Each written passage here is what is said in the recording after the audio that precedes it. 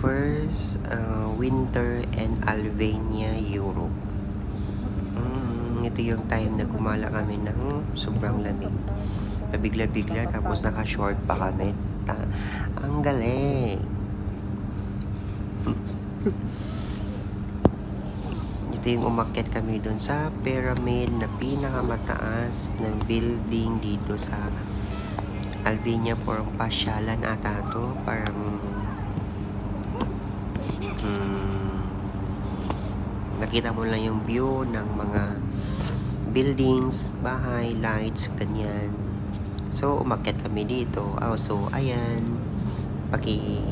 Tignan na lang, di ba? Ang ganda ng view. Ikot-ikot.